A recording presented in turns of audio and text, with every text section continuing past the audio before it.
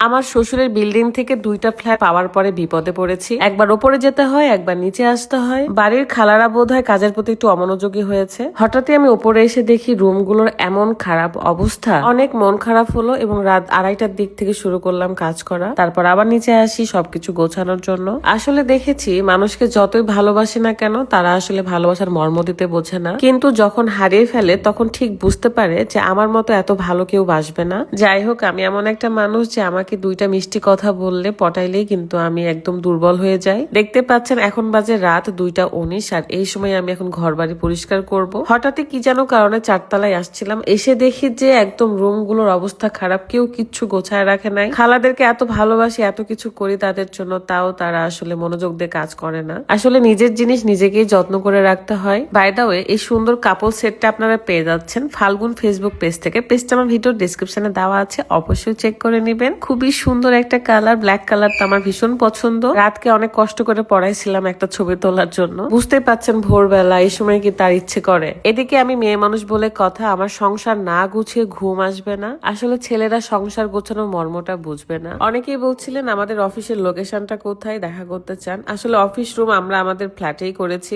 আমার শ্বশুরের কাছ থেকে এই ফ্ল্যাটটা নিয়েছিলামই শুধু অফিস রুম করার জন্য, বাট আমার একটা বেডরুমও করে ফেলেছিলাম। অনেক শখের জিনিস আমার এই রুমে আছে আর সেগুলো পরিষ্কার করতেছিলাম। রমজান মাস এবং ঈদ আসলে কিন্তু বাড়ি পরিষ্কারের একটা তাড়াহুড়ো লেগে যায়। আরো একটা সুন্দর 2 পিসের সেট দেখাবো, যেটা লাল রঙের কিন্তু সাদা সুতা দিয়ে কাজ করা। এই 2 পিসের সেট আপনারা পেয়ে যাচ্ছেন দা ভ্যালেন্টিনা ফেসবুক পেজ থেকে। পেজটা আমার ভিডিও ডেসক্রিপশনে দেওয়া আছে। খুবই সুন্দর, আমার কাছে এত ভালো লেগেছে, পরেও অনেক বেশি আরাম। এটা আমি একটা ম্যাচিং করে জাস্ট ওড়না নিয়েছিলাম। আচ্ছা, আপনারাও কে কে আমার মতো এরকম রাতের বেলায় ঘর বাড়ি পরিষ্কার করেন? মানে হঠাৎই যখন মন চায় যে পরিষ্কার করতে হবে, তখন ঠিক আমি রাতের বেলায় শুরু করি, আর সেটা করতে করতে ভোর হয়ে যায়, অনেক সময় সকাল হয়ে যায়। নিজের বেডরুম পরিষ্কার করার পর চলে গেলাম অফিস রুমে। অফিস রুমের অবস্থা ভীষণ খারাপ ছিল, প্রত্যেকটা জায়গায় এটা সেটা পড়ে আছে। দেখেন, এসব দেখলে কেন খালাদের উপর রাগটা লাগবে না বলেন? যদিও বা আমি কাউকে কিছুই বলি না, আসলে আমি ওরকম মেয়েও না, কিন্তু এই যে আমি সবকিছু পরিষ্কার করে রেখে দিলাম, সকালে এসে তো দেখবে, তখন কিন্তু বুঝেই যাবে যে বিথি রাগ করেছে। আর সকলেই আমাকে ভীষণ ভয় পায়, বাট আমি সবাইকে অনেক বেশি ভালোবাসি, কিন্তু এই ভালোবাসার মর্মটা সবাই দিতেই জানে না। যাই হোক না কেন,